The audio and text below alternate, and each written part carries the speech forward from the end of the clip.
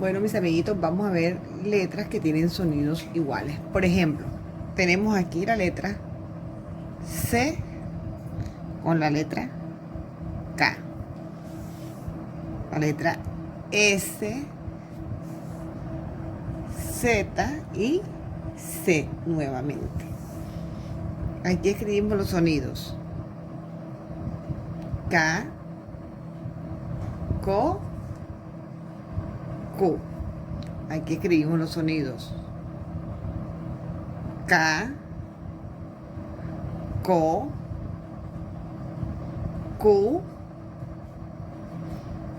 Ki, Ke. Empezamos los sonidos de la S. Si, su, se, so,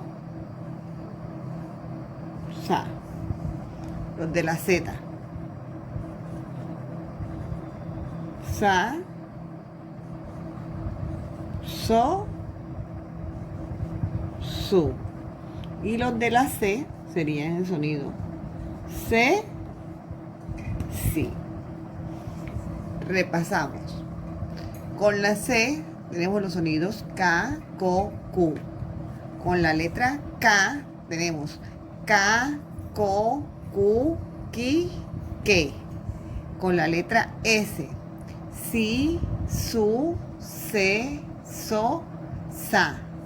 Con la letra Z, sa, so, su. Con la letra C, el sonido C, si. Esta actividad que está aquí la vamos a escribir en la libreta. ¿Entendido?